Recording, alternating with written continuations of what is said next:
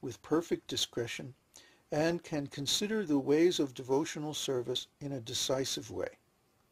He understands perfectly that the ultimate goal of life is to attain to the transcendental loving service of Krishna, and he knows that Krishna is the only object of worship and love. This first-class devotee is one who has strictly followed the rules and regulations under the training of a bona fide spiritual master, and has sincerely obeyed him in accord with revealed scriptures. Thus, being fully trained to preach and become a spiritual master himself, he is considered first class. The first-class devotee never deviates from the principles of higher authority, and he attains firm faith in the scriptures by understanding with all reason and arguments. When we speak of arguments and reason, it means arguments and reason on the basis of revealed scriptures. The first-class devotee is not interested in dry speculative methods meant for wasting time. In other words, one who has attained a mature determination in the matter of devotional service can be accepted as a first-class devotee. The second-class devotee has been defined by the following symptoms. He is not very expert in arguing on the strength of revealed scripture, but he has firm faith in the objective. The purport of this description is that a second-class devotee has firm faith in the procedure of devotional service unto Krishna, but he may sometimes fail to offer arguments and decisions on the strength of revealed scripture to an opposing party. But at the same time, he is still undaunted within himself as to his decision that Krishna is the supreme object of worship. The neophyte, or third-class devotee, is one whose faith is not strong and who, at the same time, does not recognize the decision of the revealed scripture. The neophyte's faith can be changed by someone else with strong arguments, or by an opposite decision. Unlike the second-class devotee, who also cannot put forward arguments and evidences from the scripture, but who still has all faith in the objective, the neophyte has no firm faith in the objective. Thus he is called a neophyte devotee. Further classification of the neophyte devotee is made in the Bhagavad Gita. It is stated there that 4 classes of men, namely those who are distressed, those who are in need of money, those who are inquisitive, and those who are wise, begin devotional service and come to the Lord for relief in the matter of their respective self-satisfaction. They go into some place of worship and pray to God for mitigation of material distress, or for some economic development, or to satisfy their inquisitiveness. And a wise man, who simply realizes the greatness of God, is also counted among the neophytes.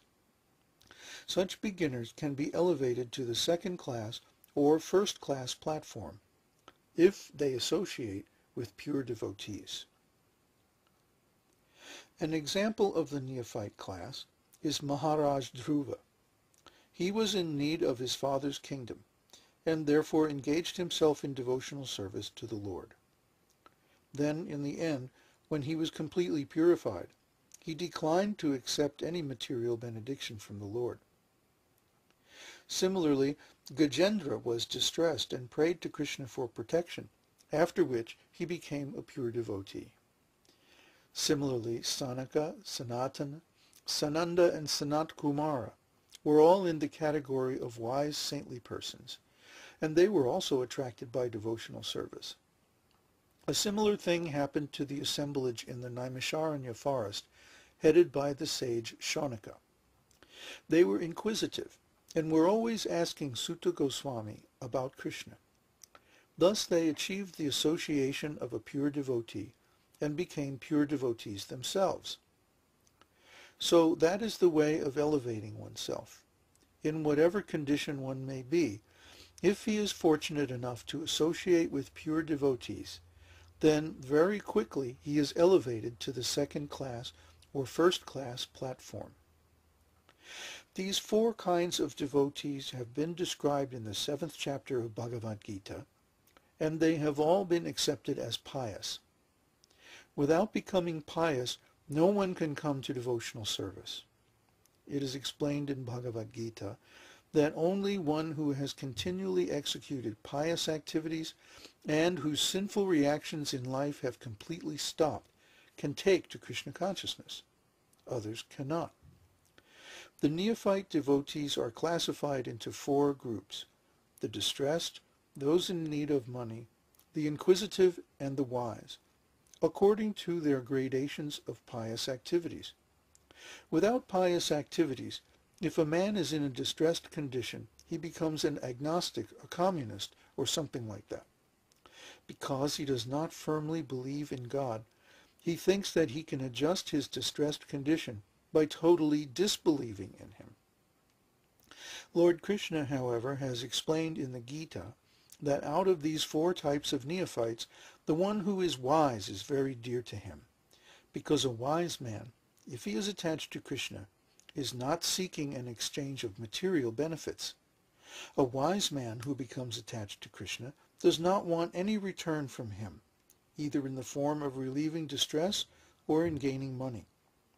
This means that from the very beginning his basic principle of attachment to Krishna is, more or less, love. Furthermore, due to his wisdom and study of the Shastras, scriptures, he can understand also that Krishna is the Supreme Personality of Godhead. It is confirmed in Bhagavad Gita that after many, many births, when one becomes actually wise, he surrenders unto Vasudeva, knowing perfectly well that Krishna, Vasudeva, is the origin and cause of all causes. Therefore he sticks to the lotus feet of Krishna and gradually develops love for him. Although such a wise man is very dear to Krishna, the others are also accepted as very magnanimous, because even though they are distressed or in need of money, they have come to Krishna for satisfaction. Thus they are accepted as liberal, broad-minded mahātmās. Without being elevated to the position of a jnani, or wise man, one cannot stick to the principle of worshipping the Supreme Personality of Godhead.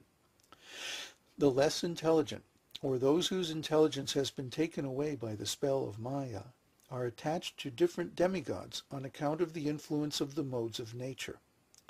The wise man is he who has thoroughly understood that he is a spirit soul and not simply a body.